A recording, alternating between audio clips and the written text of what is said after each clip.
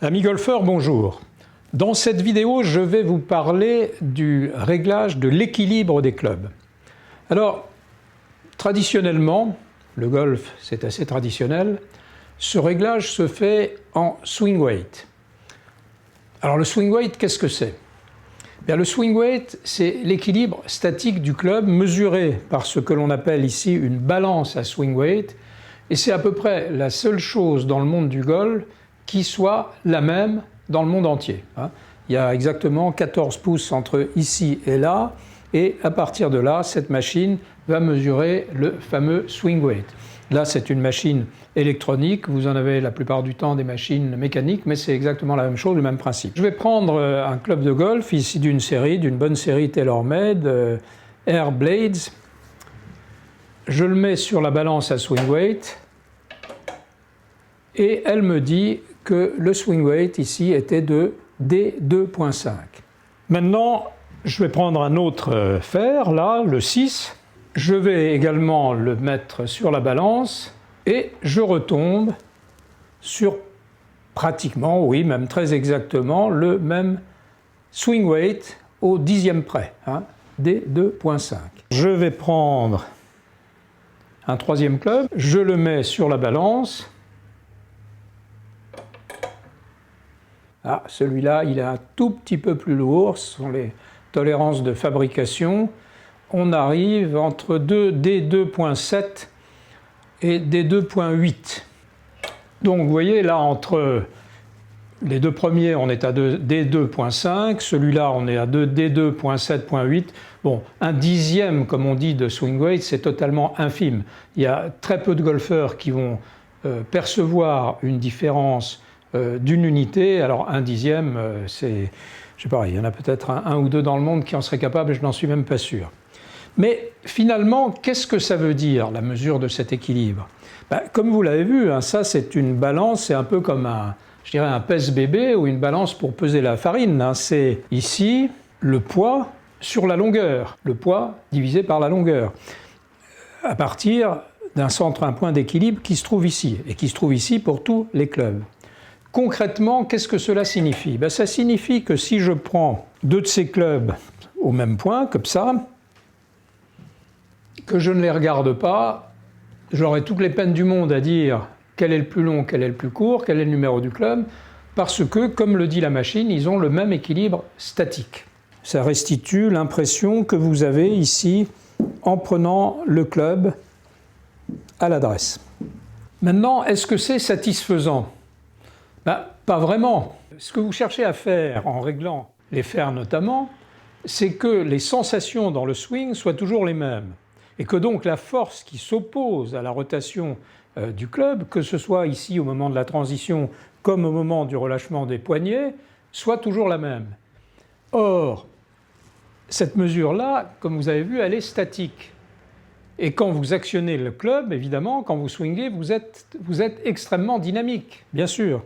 Par exemple, je prends ce club ici près de la tête. Je le swing avec deux doigts, c'est très facile. Je le prends au milieu, un peu plus difficile. Si je le prends au bout, j'aurai du mal. Il faut vraiment que j'y mette la main complète parce que la résistance à la rotation est beaucoup plus importante.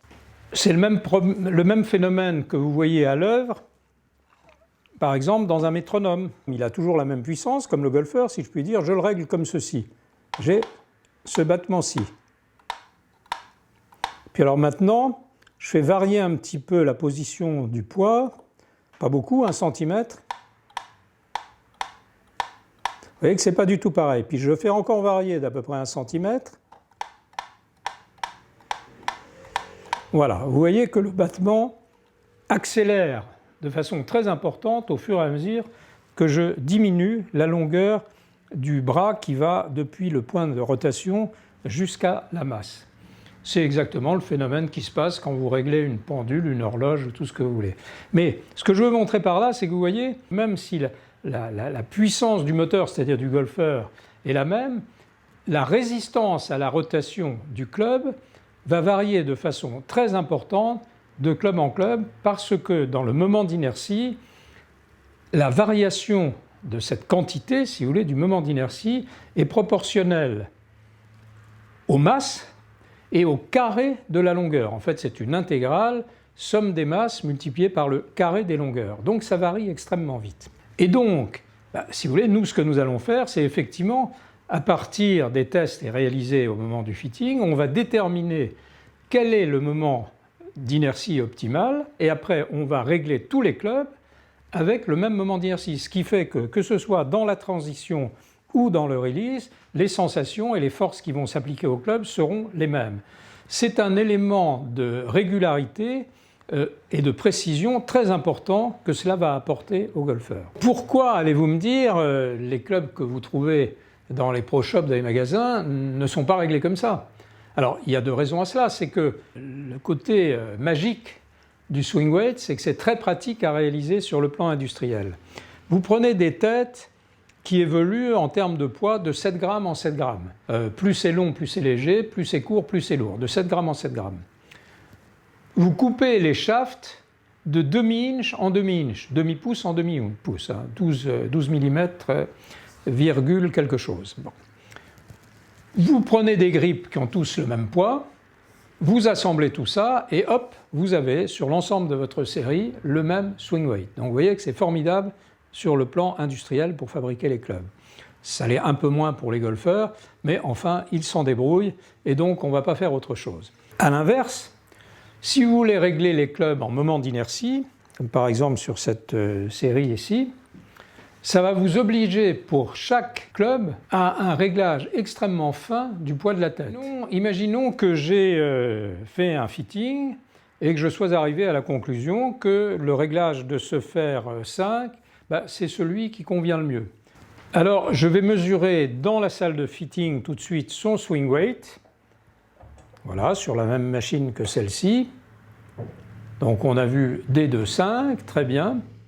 Et après ça, je vais communiquer à mon collègue Alexandre, qui s'occupe de faire le montage, ce swing weight et il va le convertir en moment d'inertie. Alors comment ça se passe? Je vais vous le montrer.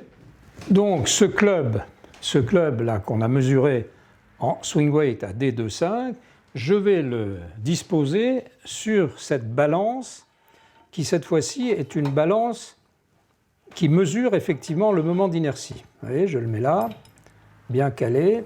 Je le fais osciller.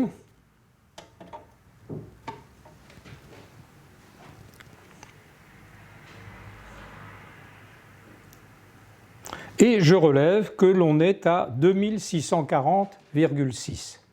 Et alors maintenant,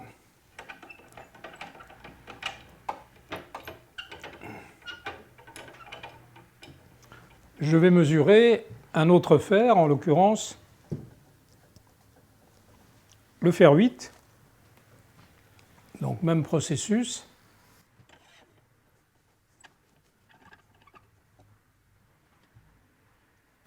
Et là, sur ce fer, on est à 2595,2. Donc vous voyez qu'il y a une différence très importante. 2640, 2595. On est à 45 de différence. Et donc, concrètement, ça va faire une différence sensible dans les sensations qu'on va avoir sur le club. Et curieusement, d'ailleurs, sur une série classique comme ça, vous voyez que c'est le club le plus court qui est en quelque sorte le plus léger par rapport au club le plus long. Or, comme ça, intuitivement, on se dirait que ça devrait plutôt être l'inverse. À partir de là, on va monter toute la série de telle sorte que le moment d'inertie, club monté, soit toujours le même de club en club.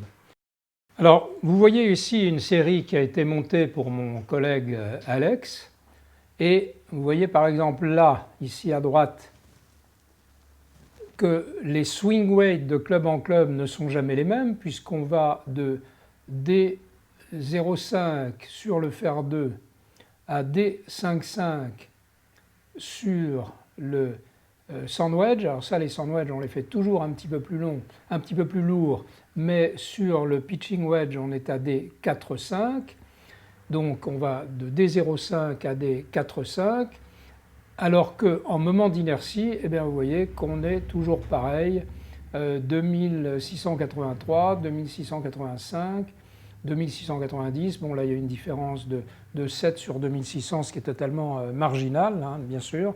Et voilà, si vous voulez, donc les différences entre le montage moment d'inertie, qui donne des sensations beaucoup plus homogènes que le montage en swing weight.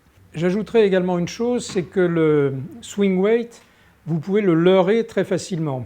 Alors vous voyez, par exemple, on pourrait très bien imaginer que l'on règle un poteau télégraphique avec un swing weight de D2,5, comme étaient les clubs que j'ai mesurés tout à l'heure. Il suffirait pour ça de mettre beaucoup de poids vers la poignée, si je puis dire, vers le bas du poteau télégraphique, et on arriverait à D2,5. Évidemment, il serait totalement injouable, inswingable même, pas jouable, mais même simplement swingable.